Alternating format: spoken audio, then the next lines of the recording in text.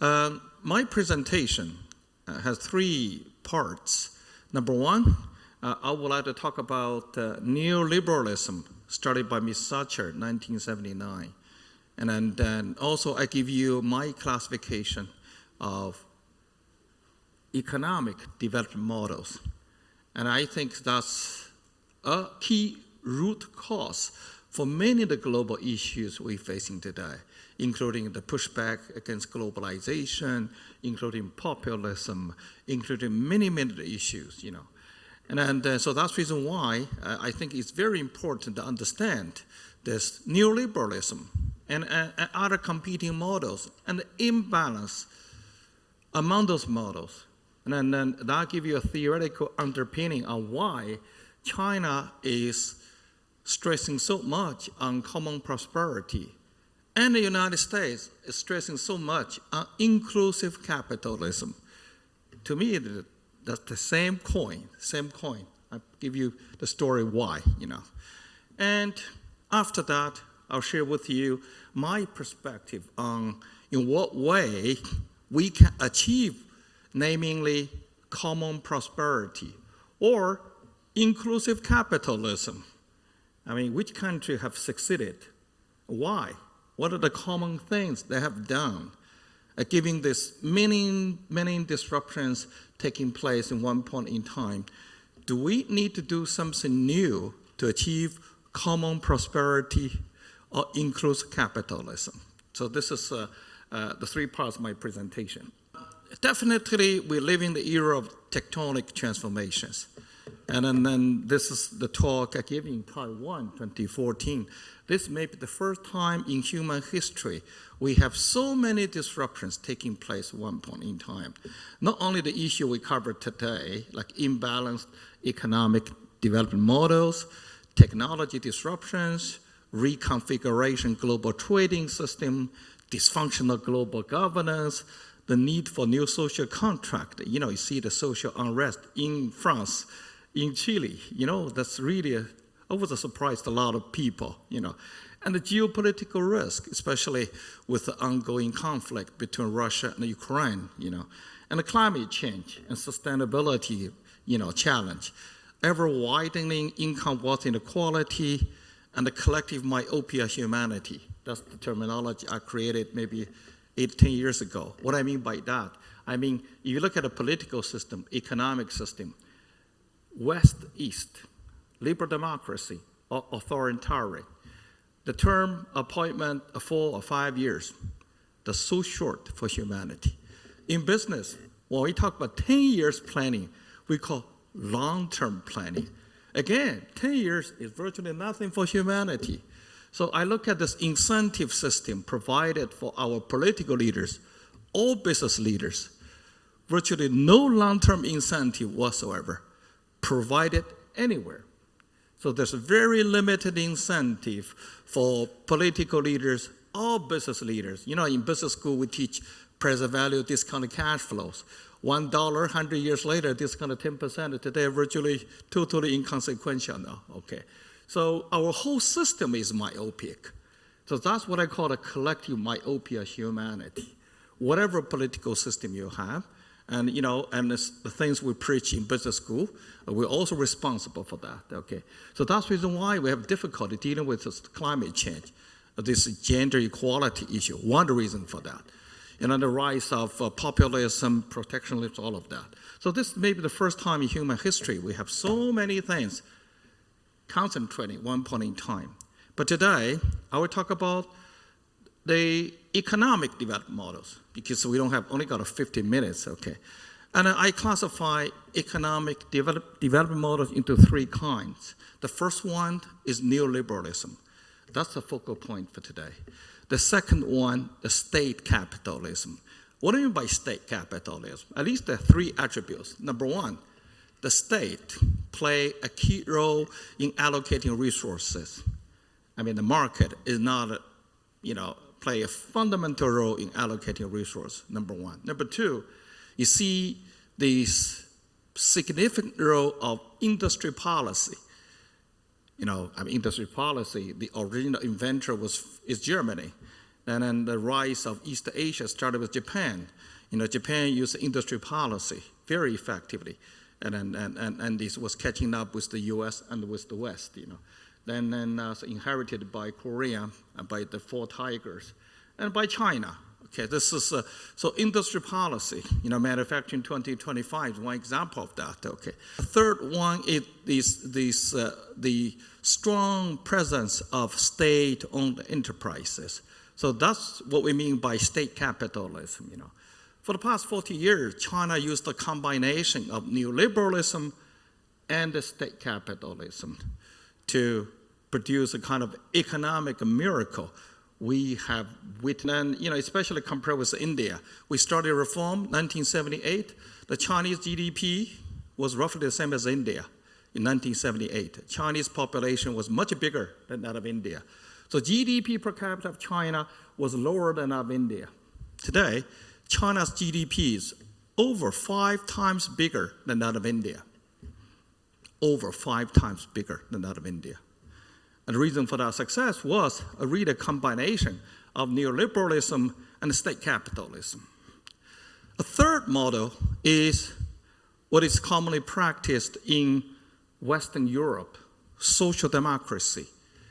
They are noted for extensive social security program. Denmark, for example, healthcare, my God, cover everything, including liver transplant and free education. You don't need to pay a dollar for your kids to go to college. You can do a postdoc, everything covered by government. So if you look at the healthcare and education system, the pension system. So the Western Europe is noted for its relatively mature and a comprehensive social security system. So in that regard, I can define them as a real socialistic countries. Socialist country, not state-owned enterprises, not command economy. When I say socialist, I mean extensive social security program. Okay, so I classify the development models into 3 kinds: neoliberalism, state capitalism, and social democracy. Much of the economic growth for the past 40 years or so was driven by neoliberalism. When Ms. Thatcher in 1979 started her neoliberalism, started with large-scale privatization, state-owned enterprises, diminished the role of labor union, reduction of taxes, the income tax for corporation was as high as 92%. And then, of course, small government, big enterprises, deregulation, the financial deregulations. President Reagan was a big fan of Ms. Thatcher's neoliberalism, and he followed much of that. Deregulation, airlines, financial sector, telecoms, all of that. And neoliberalism also shaped the reform, the opening up in China in a fundamental way. So one might argue China and the United States have embraced neoliberalism probably better than any other economy globally. You might argue China and the United States be among the most capitalist countries on earth. I'll show you the data. Not only the Social Security program, but look at the Gini coefficient. Okay, so this is an economic miracle, unprecedented economic growth, wealth creation, and the poverty elevation. We have 800 million people in China lived out of poverty.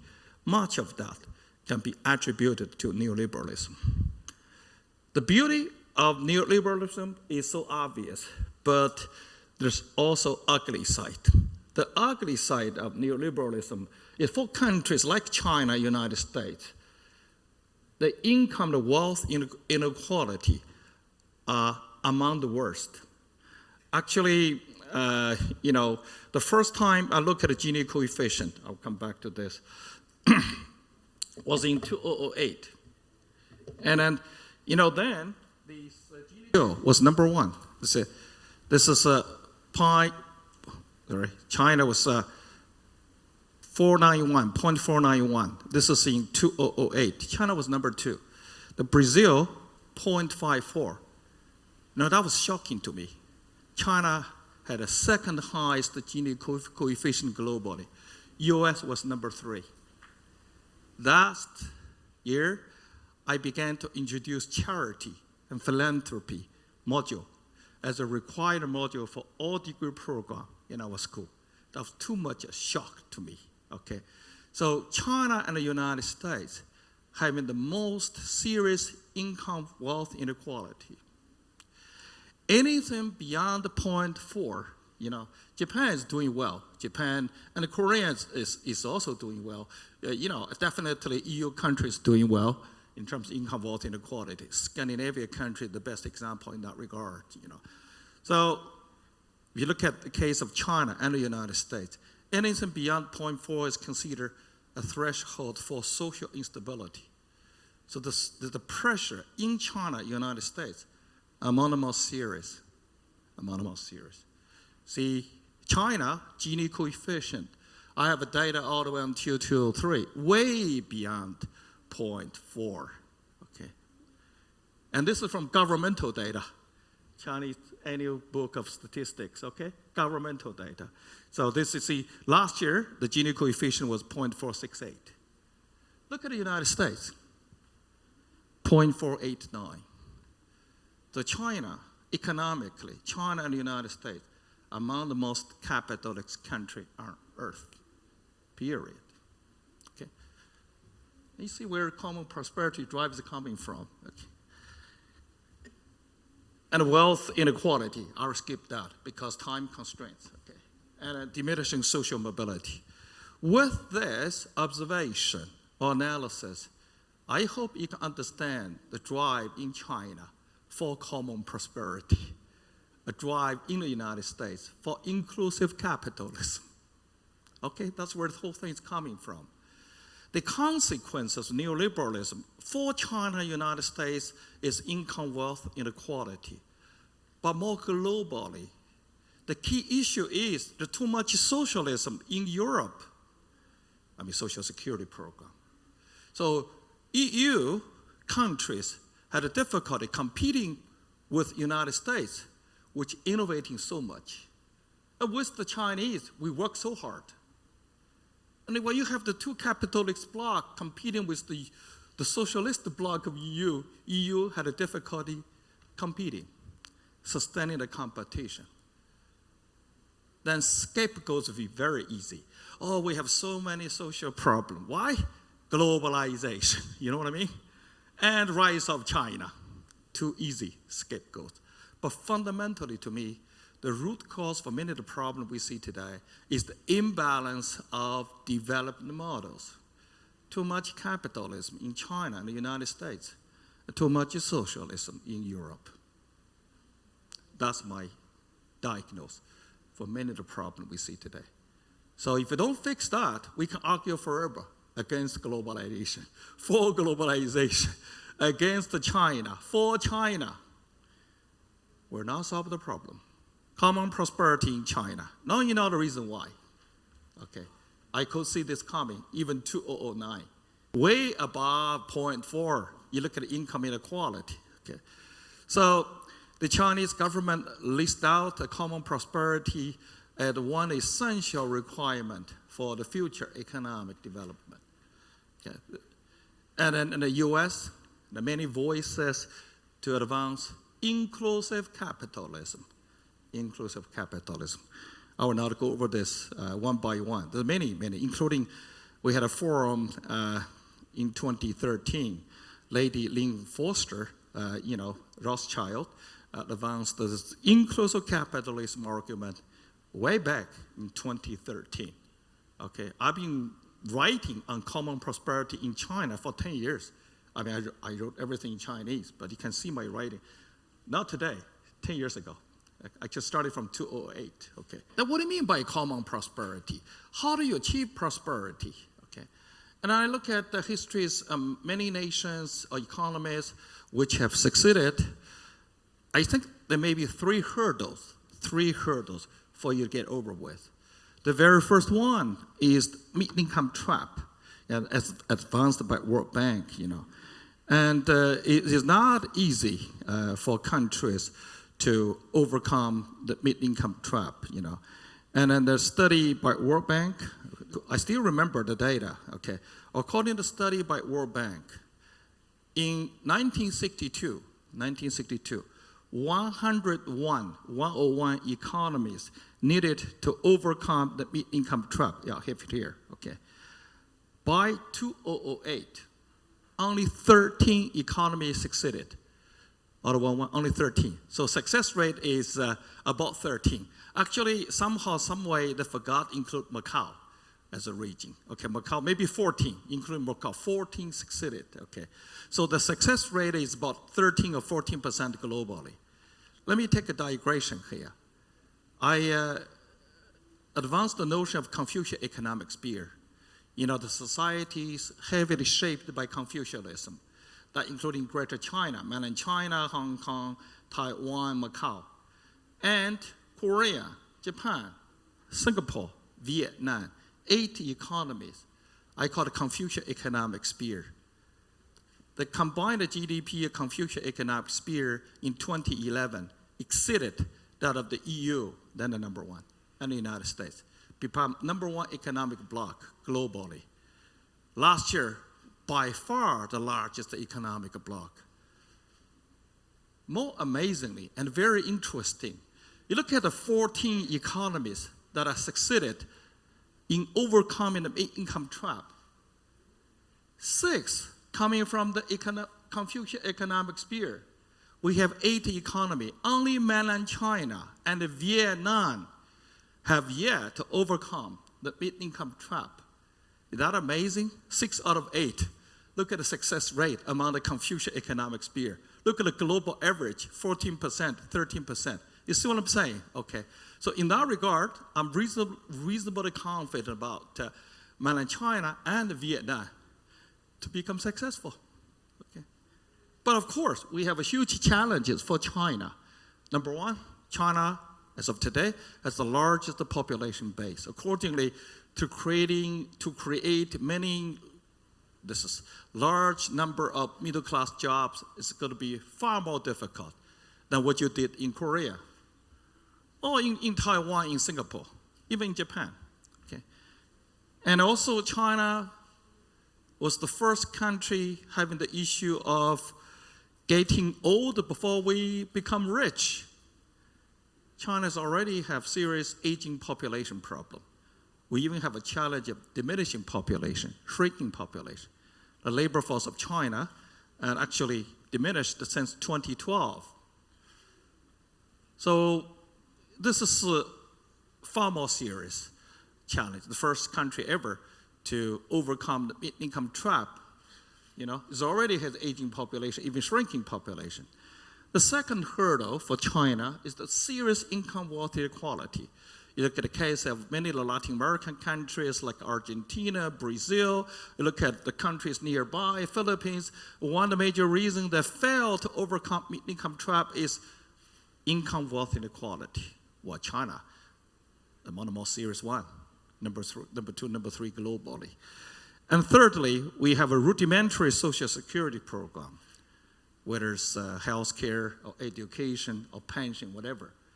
I mean, not only we don't benchmark well against the European countries, we don't benchmark well against that of Russia and that of Brazil. Our GDP per capita roughly the same. And also our market economy and the rule of law yet to be fully established. And look at all the successful ones in the past. They all had a strong support from the United States, including Korea, when you're overcoming the mid-income trap. But China will not get a support from the United States this time for sure.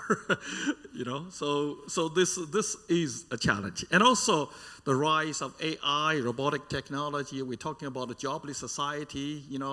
I mean, definitely the hurdle for China and Vietnam to overcome the mid-income trap will be very different from the other 6, including Korea, succeeded. Okay, do not underestimate the challenge to overcome the mid-income trap. When you get over the mid-income trap, you become one of these what they call the high-income societies. You look at the data by World Bank, we have 81 of them globally. So after you get over hurdle 1, you join this country of 81. But it takes you many, many years to move from high-income societies to advanced economies. Advanced economy, roughly, this is the 38 or 40. Half eliminated. Okay, this is the second hurdle. You look at the case of Korea. Korea overcome the mid-income trap in 1995. And last year, Korea was considered advanced economy. So it took Korea 26 years from overcoming the mid-income trap to join this club. Korea, 26 years. We should congratulate Korea in that regard. Beautiful, yeah. But, how many years needed for China? Okay, 26 years. This is hurdle number 2. Okay. Then, you look at these advanced economies, only very few can be considered as example of common prosperity. Definitely the Scandinavian countries, some of the EU countries, maybe Japan, maybe Australia, maybe Canada. I'll talk about United States shortly. United States is not a good example of common prosperity. I'll give you data why, okay. So you look at, Japan is a good example. I wrote an article in Chinese. I talk about the case of Japan. Japan may be the first country ever from East Asia to achieve the common prosperity. So when the rise of Japan, they don't have the formula we have in China, a small group of people getting rich first, Japanese model is middle class, vast majority of societies. Okay, that's very different from the Chinese model, And in Japan, the common attributes of societies or economies with common prosperity, number 1, the market economy. So I had a dialogue with Professor Chen Zhu. He's a diehard believer in market economy. I'm 120% a believer in market economy. Every country failed if you try to practice command economy, right? We know, including China, okay? So no argument about market economy. So market economy is very essential for every success. The role of private enterprises, entrepreneurship, self-help, innovations. That's the common element of any country. But issue is that's not enough. And I'm not arguing against the market economy. I'm arguing about for the Social Security program by government. Every nation which has succeeded at extensive Social Security program, which we call the second level redistribution of wealth. Essentially, it's socialism. Maybe the terminology no good, too sensitive. To me, that's a socialism, okay? So in year 2000, my first visit to Scandinavian countries, I was really shocked by the beauty of socialism. In a socialistic country, people love each other. 3 nations have a GDP per capita higher than that of the United States, 3 out of 4. So it's not we become poor, we become rich. And you look at Sweden. They have so many beautiful companies, right? Including IKEA, Ericsson, Volvo, as well, right? So it's not like because you have a serious social security program, people will become lazy, so they live poorly. That's not the case for the case of, many of the countries there. So the 2 commonalities, number 1 is the market economy, free enterprise, private sector, entrepreneurship, innovation. Okay, that's essential. But another one is this comprehensive advanced social security system is absolutely essential. 2 common elements. Actually, the example of the United States illustrates the point I'm making. Look at the U.S., the best market economy on earth, right? Who can say you have a better market economy than the United States? In terms of entrepreneurship, in terms of ability to innovate. It's difficult for any other country to outperform the United States. So first level distribution wealth, American, the most advanced. Look at third level distribution wealth, philanthropy. American is the most generation on earth. No other country coming close. Americans give 2.1%. This is 2.1%. in 2022. Philanthropy. Okay, philanthropy giving the United States representing 2.1% American GDP. Oh, look at China. Much improved. Many years ago, even 5-6 years ago, below 0.1%. Okay, the Chinese giving as a percentage of our GDP, less than 0.1%. Oh, recently we're getting much better, 0.2% now. Okay, so Americans, by far the most generous nation, has the most advanced market economy, and most generous nation. Definitely, U.S. is not a good example of common prosperity. Look at the Gini coefficient. I have data. Look at, not my many scholars provide that data. Look at increase in concentration wealth. Look at the diminishing percentage middle class. Look at the number of homeless people in Los Angeles, San Francisco, New York City. Okay?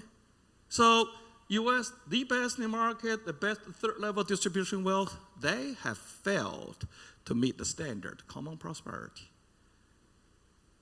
So that's the reason why I think socialism in a positive sense, not a command economy, not state-owned enterprises. I mean, the Social Security program is the way for the future. Okay, I hope you with me with my story here. Okay, why the common prosperity, why inclusive capitalism in the United States, where it's coming from. I think where China may reach that, U.S. may follow that as well. Okay. So, of course, every model has its limitations. For those countries with, well, as example of common prosperities, when you compare with China, United States, at least I see two limitations. Number one, China, by far the most disruptive economy on earth. In terms of newly emerged Fortune global company for the past 20 years, China increased from 11 to 129. I call it disruption. China has generated more billionaires than any other economy globally for the past 20 years. Ranking the wealth is the people in China. 2011, 10 richest people in China. 2022, only one stayed as a top 10. Is Pony Ma of Tencent. All other 9 people disappeared from the 10 richest people in China. So Chinese economy by far more disruptive than India, than EU, than Japan, maybe than Korea. Okay, that's the reason why China's economy did well. So compared with China is lack of economic disruptions. Compared with United States is made of what I call the groundbreaking innovations, you know. I mean, Europe don't have innovation like a Google, like Amazon, like Tesla, like Uber, like Netflix. Okay? So no model is perfect. No model, including example of common prosperity. Switzerland, for example, you know, right? Okay. No model is perfect. So for the future, so this is some of the more recent article I wrote in Chinese, you know, the pathways to common prosperity. You know, I see 3 hands. Number one is the market. No argument about that. You need a market economy. You need entrepreneurship. You need self-help. You need innovation. You need level playing field, encourage innovation, all of that. But the second one is the visible hand, the Social Security program. That's going to be so indispensable. So governments have to be more proactive in reallocating wealth. You know, I don't have time to present the data. Actually, even you go to Denmark, you go to Sweden, first level distribution wealth, they generate very serious inequalities. But they have succeeded by using the Social Security program, mitigated that income inequality issue. Okay? So this is the visible hand, the second hand. The third hand is social innovation. Why social innovation? You know, our school pioneered the social innovation as a module for EMBA now. Social innovation is the first required module for every degree program in our school. Why social innovation? Well, actually, our experiment come a long way. we introduced the humanities in 2005 to the curriculum of our degree program because I believe history, science of history, will give you a much longer perspective on business decision making. And 2010, we brought this philanthropy, a social responsibility module, because my observation of in 2008, China had the second highest Gini coefficient, the most serious inequality globally. Then we started with social innovation in 2016. Let me give a story of social innovation. Why social innovation? Well, the reason I started social innovation because I look at a CSR. You can go all the way to 1950s. More recently, ESGs. You know, Mr. Ban Ki-moon, 17 SDGs under his leadership. Okay, what I want to say is enterprises, government, international organizations, we have devoted so much resources, time. We have invested so much. But if you look at every issues, we try to address income, wealth, inequality, diminishing social mobility, and sustainability, three of them. Have we been successful? Every issue getting more serious, is that right? Many scholars, many studies. 70 years passed, none of the issues is getting better. It's getting worse every day. So that's the reason why I see the limitation of today's drive. We do. Otherwise, it could be more serious. Definitely it's positive. But I don't see the effectiveness of today's approach for those three issues I'm talking about. Many scholars, many studies, many countries. Every issue getting more serious every year, every decade, despite all the effort. So that's the reason why I'm using social innovation as an experiment. We try to address some of the issues. I don't have a solution, but this is what I mean by social innovation. I want to bring government, business, NGOs, civil societies, international organizations together, try to address some of the issues. One good example is the school experiment. This was in 2017.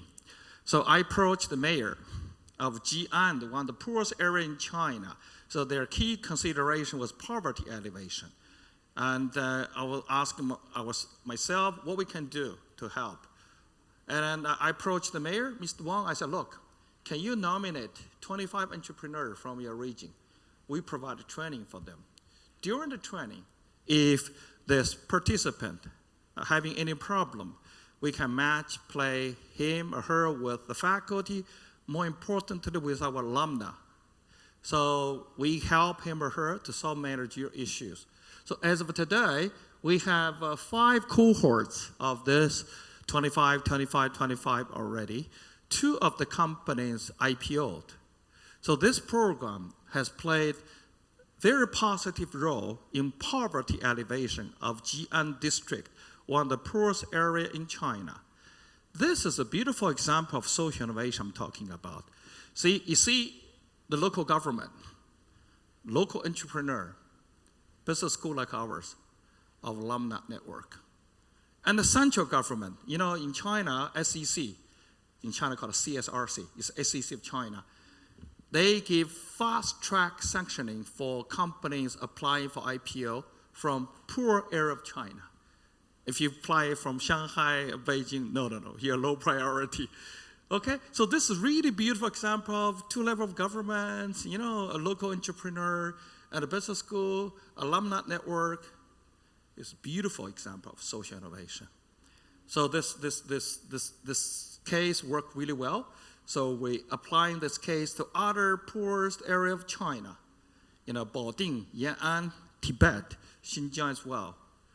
And we're working with UNESCO, extend this way of social innovation to Africa next year, and also to some of the ASEAN countries as well, and Latin America, one by one. Okay? So one of this way for the school to go global is firstly to generate new generation of unicorn company. Okay, So social innovation is experiment 3.0.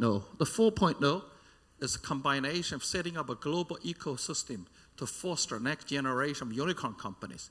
What I mean by next generation unicorn companies, number one, has to be global in responsibility. Look at today's mess we have. We need more and more entrepreneurs that are truly global in responsibility. You need to forget about your Chinese, your Koreans. We need more and more younger generation to truly care about solving global issues, not issues for Korea, not issues for China, not issues for Russia, not issues for United States, okay. The second element is social responsibility. The third one is a long-term perspective. So that's what I mean by new generation of unicorns.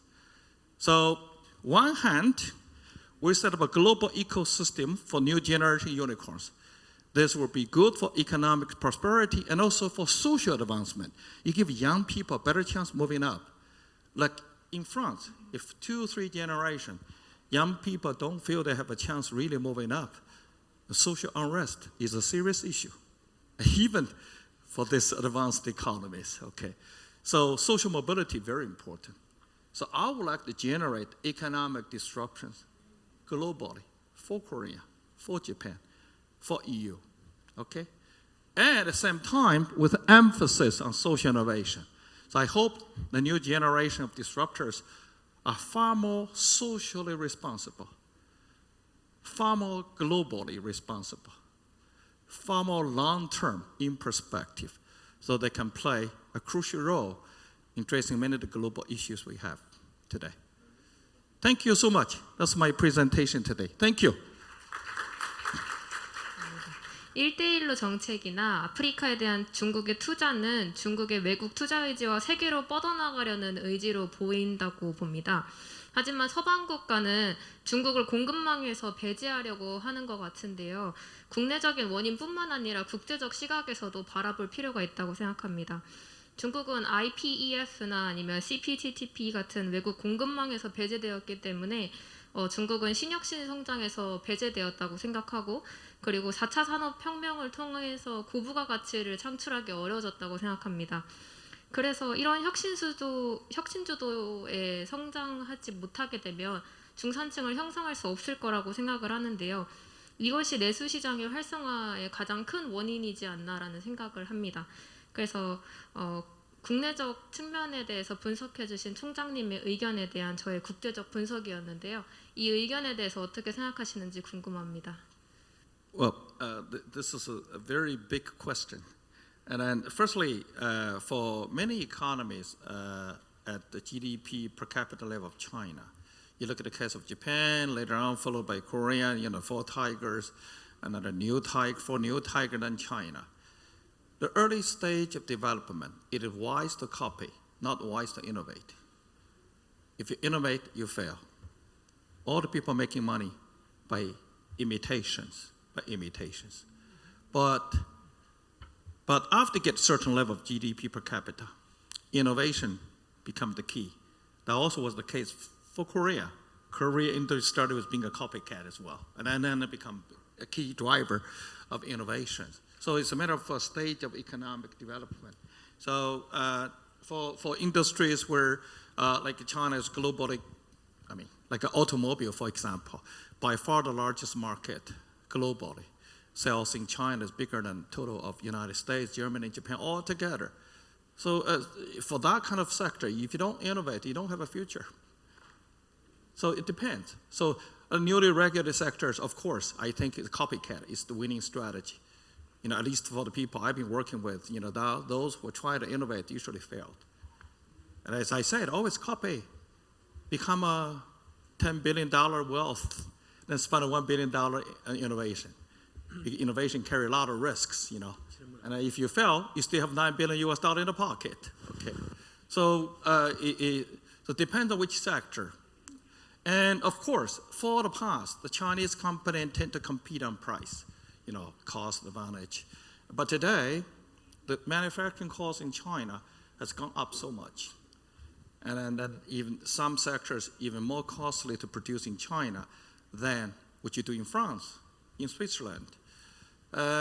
So China has to stay competitive by being innovative, by being more productive. Of course, one advantage for China is the big market itself. You know, I shared when I had dialogue with Chen Zhiwu professor. I gave a talk this few years ago in Shanghai. This is a country manager, American company, European companies. You know, some of them told me, said, well, you know, costing 10 or 20% more to produce in China, Kunshan, you know, near Shanghai. I said, well, if that's the case, why don't you produce it in France and in Switzerland, export to China? They said, well, we cannot do that because that's where the market is. Remember, since 2008, China contributed about 30% or more to global economic growth. So if you missed out, you missed out. Okay, so all of a sudden, producing in China is because we want to be close to the market, not because it's less costly to produce in China. The story has been changed completely. Okay, and of course, for Chinese company, in the past, what I call, they always think about cost. The Chinese companies have contributed immensely to consumers by coming up with the product, not necessarily top quality, but good for value. You know what I mean? Okay. So China's products have played an essential role for checking against global inflation. But you look at every sector. When Chinese companies succeeded, the consumers will benefit. But because of the success of the Chinese companies, they're getting more and more difficult for those sectors to generate a large number of well-paid middle-class jobs. So that's the reason why I've been promoting the notion in China. It's not concentrating on too much, 129 global Fortune 500 companies in terms of revenue. Show the average salary you pay to your employees. You get my respect. Okay? Not you're one of the company with the largest revenue. Pay your employees world-class salary, creating good jobs. So I want to have a different orientation. And also, the more time I spend in Europe, I'm determined to offer a degree on luxury management with one of the top Italian university or French university. Why? Because not only for China, maybe for India, for some of the company in this region, because we Chinese, Middle Asian company, always competing price. Only so much low you can go down by price. Look at the Europeans. They always think about selling more expensive. This year, $100, they want to sell $130, $160, $190. So their whole capability, resources are invested in a really different direction. They think a different direction, So I want to have more Chinese companies, more India companies, more companies from Korea to join that wave. Can you sell at higher and higher prices? Whether by innovation, by experience, by branding, by whatever. The thinking is very important, okay? So our school will offer luxury management, not only for luxury sector. I want a luxury thinking, luxury philosophy. That's the only way for you to create more well-paid jobs. That's essential for inclusive capitalism in the United States, for common prosperity in China. Thank you.